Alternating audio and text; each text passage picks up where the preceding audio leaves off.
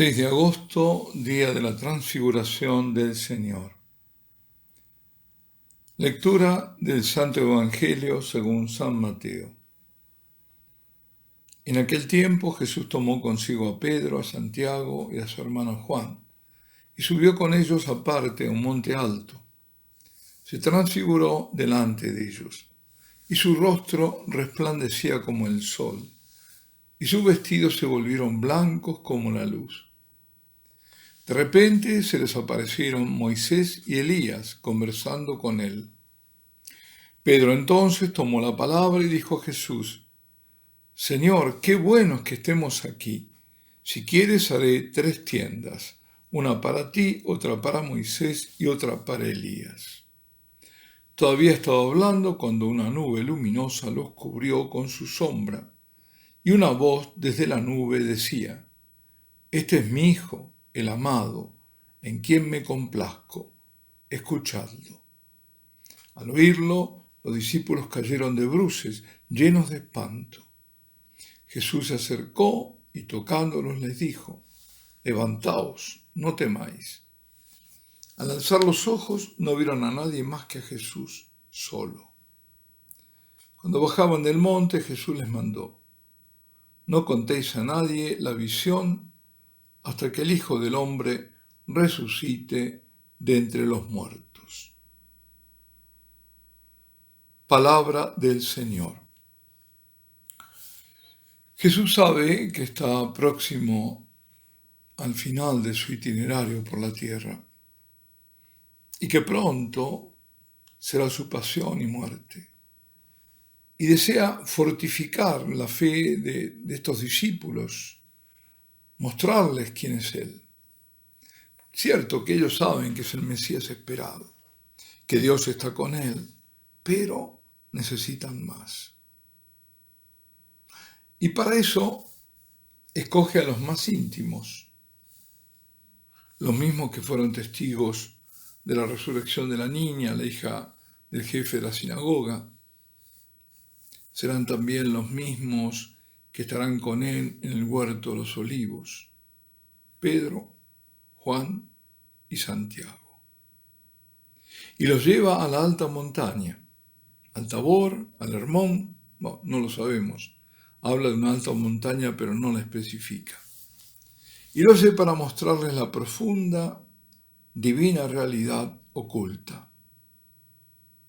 Lo hace para que los 3 contemplen la gloria que ya tenía con el Padre, antes de la creación del mundo, y a la que va a regresar una vez concluida su misión, o sea, la gloria que va a recibir en la resurrección. Por eso, en el curso de la última cena, en lo que se llama la oración sacerdotal, que es la del capítulo 17 de San Juan, el Señor le dice al Padre: Yo te he glorificado sobre la tierra, he llevado a cabo la obra que me encomendaste, y ahora, Padre, glorifícame junto a ti, con la gloria que yo tenía junto a ti antes que el mundo existiese. Queridos amigos, ese que va a morir en la extrema humillación, en la mayor crueldad contra su persona, es el Hijo de Dios. Es el Hijo de Dios que señala la voz de esa nube luminosa, porque esa voz es la voz del Padre. Es la voz de la única verdad.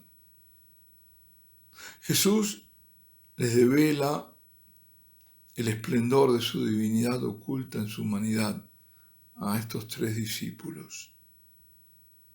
Y esto que nos relata el evangelista lo confirma Pedro en su segunda carta, que es la primera lectura del día de hoy, cuando escribe que lo que ha enseñado no ha venido de fábulas fantasiosas, así dice, sino de la propia experiencia, de haber sido testigo de la grandeza de Jesús cuando recibió de Dios Padre honor y gloria, cuando desde la sublime gloria se oyó aquella voz que decía: y así lo transcribe San Pedro: este es mi Hijo amado en quien me he complacido. Y nosotros, sigue diciendo el primer Papa, la oímos estando con él en la montaña sagrada. Él tampoco dice cuál es, habla de la montaña sagrada. Pero, según los evangelios, la voz del Padre dijo algo más, dijo: escuchadlo. Y el Padre no hablará más. Su mandato es claro: escuchar al Hijo. Porque el Hijo es la palabra, es la misma palabra de Dios. Es la palabra que debemos escuchar y ninguna otra más. Es la palabra que custodia la Iglesia. Es la palabra que viene de los apóstoles, de los evangelistas. Es la única palabra que se hizo carne para hablarnos, aunque palabra divina, para hablarnos con términos humanos. Es la que había sido dada a los hombres en la ley. Por eso ahí está Moisés.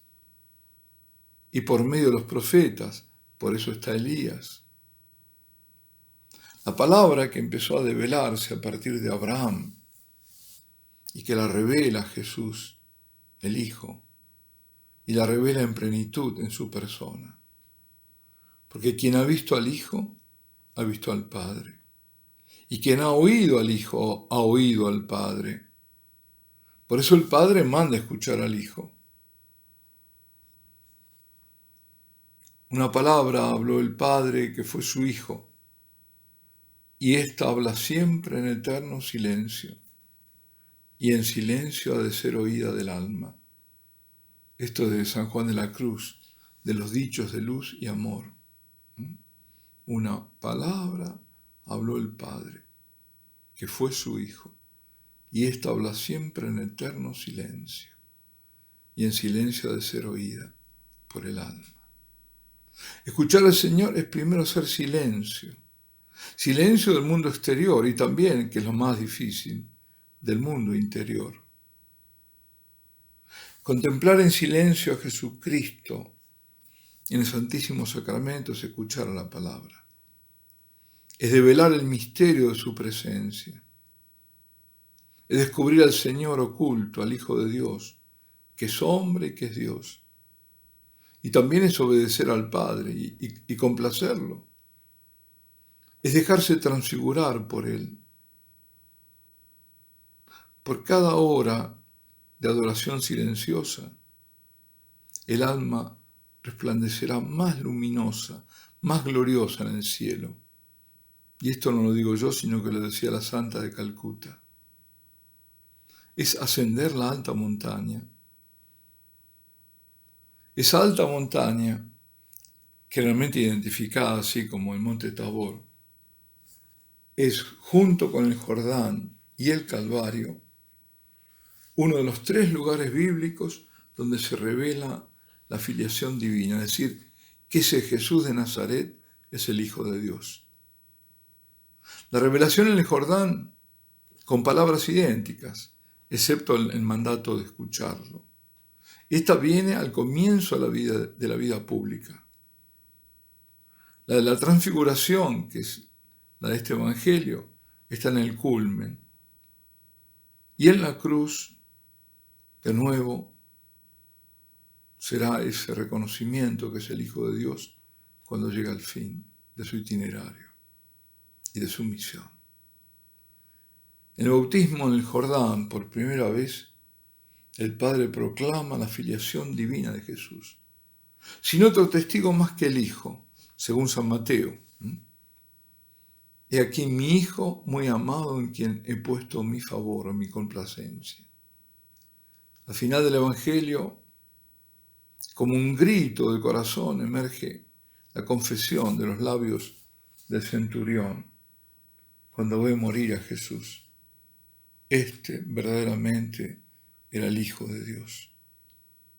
Y a medio camino, ya declinando el recorrido en la transfiguración, he revelado a los discípulos elegidos. Este es mi Hijo amado, en quien me complazco. Casi idénticas palabras que en el bautismo, como decía, pero con el agregado escuchando. La transfiguración es una etapa esencial para los discípulos. Es decir, el Señor no hace nada porque sí, ni antes ni ahora. Ellos dejaron todo para seguirlo, habían dejado todo sin saber exactamente dónde terminarían y dónde serían conducidos. Y lo hicieron un poco como Abraham, cuando lo dejó todo obedeciendo al Señor. Pero pronto se verán confrontados al escándalo de la cruz, como cuando Abraham tuvo que conocer la oscuridad también, cuando Dios le pidió el sacrificio de su único hijo Isaac. O por lo menos del hijo tenido de acuerdo a la promesa, pues ya había tenido otro, Ismael, ¿no? Jesús los prepara con una experiencia mística, porque es una experiencia mística, que hace resplandecer una luz mucho más potente que las tinieblas que se acumulan en contra de él, o se van acumulando. No olvidemos que el llamado misterio de iniquidad, del cual hemos estado hablando, sobre todo en aquella serie antes que Jesús venga, digo que ese misterio de iniquidad está presente en todo momento en la vida de Cristo. Desde apenas nacido, que obliga a José y a María a emprender el camino del exilio, huyendo a Egipto. Y va creciendo y se va acumulando, y va a culminar en la cruz.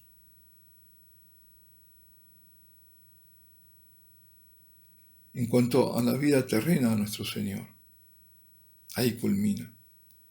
En ese momento, estoy hablando de la vida terrena porque sigue hasta el día de hoy. Está en su ápice en este momento, o en estos momentos del inicio del final de los tiempos. Yo me atrevo a llamarlo así.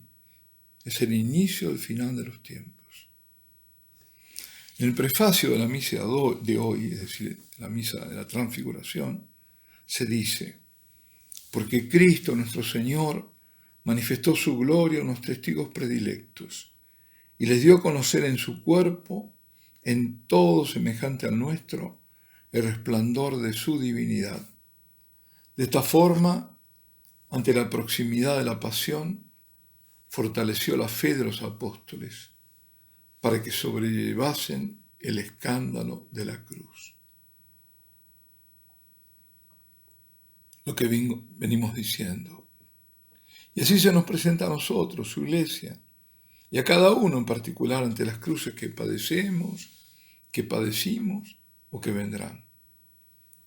Se nos presenta resplandeciente, porque Él es luz de luz, es la luz verdadera que vino al mundo y alumbra a todo hombre.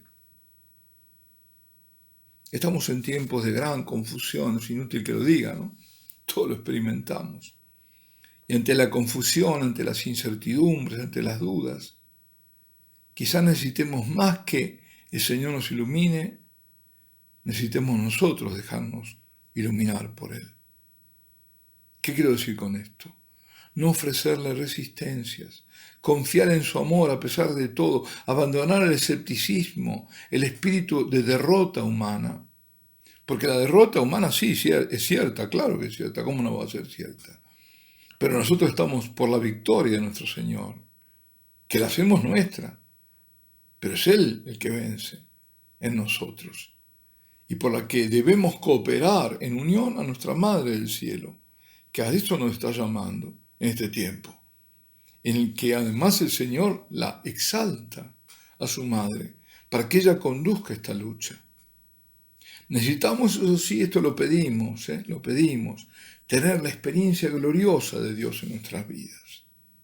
Sobre todo en este tiempo en que la Iglesia debe seguir a Jesús al Calvario. Entonces deberemos contar con el recuerdo y también con la esperanza de la gloria de Dios, que sostengan nuestra perseverancia en la fidelidad, como los apóstoles. Aunque haya un momento que huyamos, pero para sostenernos. El miedo nos aleja de Dios. Y el miedo está en relación inversa a la fe. Sí, porque cuanto menos fe hay, mayor es el miedo. Queridos hermanos, que la luz de Cristo, que su rostro resplandeciente y glorioso quede en nosotros impreso cuando la noche se vuelva aún más oscura. Pero veámoslo todo bajo la mirada de la fe, que es la que alimenta nuestra esperanza, sabiendo que debemos alegrarnos porque nuestra liberación está cerca. Alabado sea Jesucristo, sea por siempre bendito y alabado.